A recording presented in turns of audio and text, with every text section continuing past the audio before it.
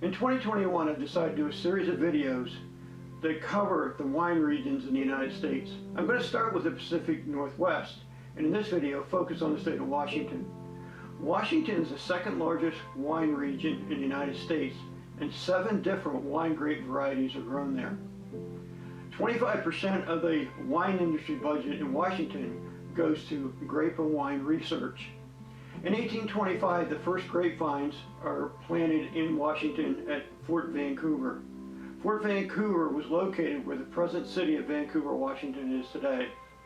Vancouver, Washington is on the northern side of the Columbia River, across from Portland, Oregon. In 1903, a very large and important project took place for lands east of the Cascade Mountains that would have a tremendous impact on the grape and wine industry in Washington. It was a large irrigation project. The lands east of the Cascade Mountains comprise most of the state of Washington, but is a dry and arid climate. Because of that, to do any farming on the east side of the Cascade Mountains, irrigation is required.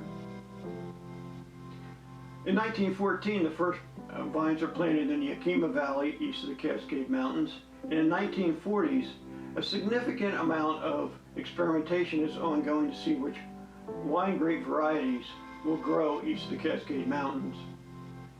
In the 1960s, the first commercial wineries are established, and in 1967, today's largest Washington winery, Chateau Ste. Michelle, is established. By 1970, there are 10 wineries. Today, there are over 1,000. 90% of these wineries are family-owned businesses, which only produce less than 5,000 cases of wine per year. There are 16 AVAs in Washington. An AVA is the American Viticultural Area, and that is a land designation by geography and climate. There are 2 main AVAs. West of the Cascade Mountains, along the coast from Seattle down south to Oregon, is the Puget Sound AVA. That AVA is a maritime climate, so it's mainly moist during the days, and is warm, and it has cool evenings, so it's a great place to grow grapes. West of the Cascade Mountains is the largest AVA, the Columbia Valley AVA, and it also contains the other 14 AVAs as sub-AVAs. Again, as I said before, it is a dry continental climate, and irrigation is required for any grape growing at all. Washington is a great place to grow grapes for a couple of reasons. First, it sits on the 47th parallel, or it sits at 47 degrees north latitude. If you follow the 47 degrees north latitude east through the United States and into Europe, you'll see that it also passes through some of the most famous wine regions in France and Germany. At that angle to the sun, the land in Washington gets the greatest amount of sunshine possible during the growing season. Also, Washington has a really large difference between its daytime and nighttime or diurnal temperatures. Because of that, during the day, it gets a lot of sun, which creates a lot of heat, which helps ripen the grapes.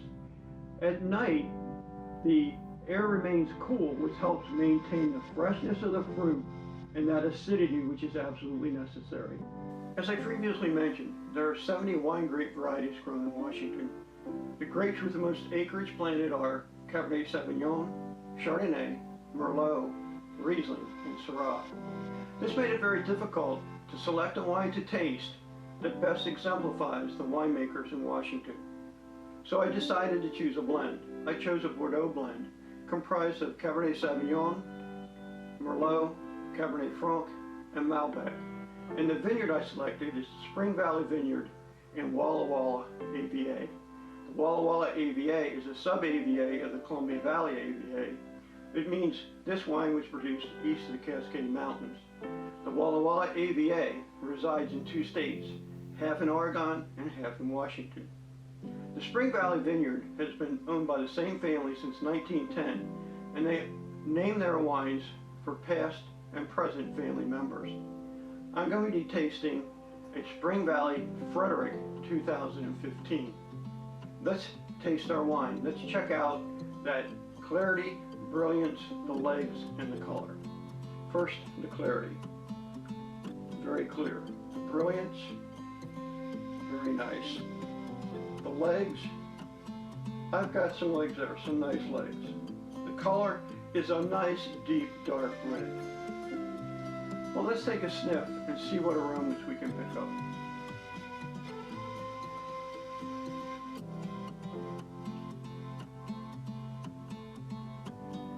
Oh, not surprising, since the majority of this wine is both Cabernet Sauvignon and Bordeaux.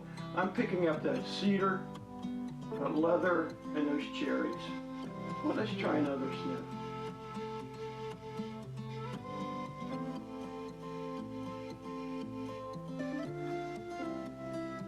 Also some blackberries and a hint of mint as well. Well, let's try a taste.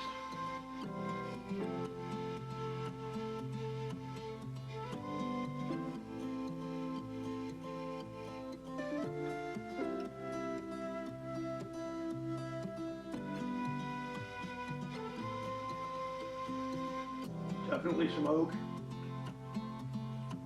some cherry, vanilla, also some chocolate,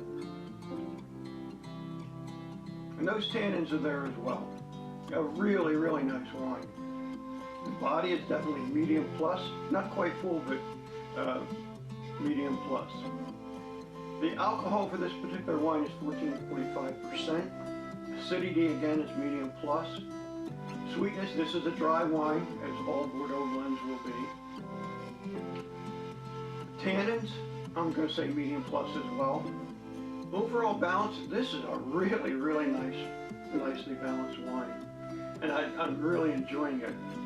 As far as food pairings, I would say beef, pasta with red sauce, and even better yet, a nice grilled steak with some grilled mushrooms, accompanied by some nice grilled vegetables. I'm going to put the link to the Spring Valley Vineyard below so that you can go out and check all their really nice wines online. Be sure to let them know that Raise the Glass sent you. I think you're going to be very, very happy if you purchase some wines from the Spring Valley Vineyard. I would also suggest to you that you go out online, or if you're local to the state of Washington, visit some of these over 1,000 wineries, and online visit those wineries. And I think you're going to find some really nice wines to buy. And I think you're really going to enjoy them. My opinion is some of their best red wines are going to be their Cabernet Sauvignons and their Syrahs. Again, my opinion. And for white wines, their Rieslings. The state of Washington's Rieslings really rival both New York and German Rieslings. So I would suggest you go out online and take a look at some of these wineries. In my next video, I'm going to focus on Oregon winemaking. And as always, raise a glass and have a drink.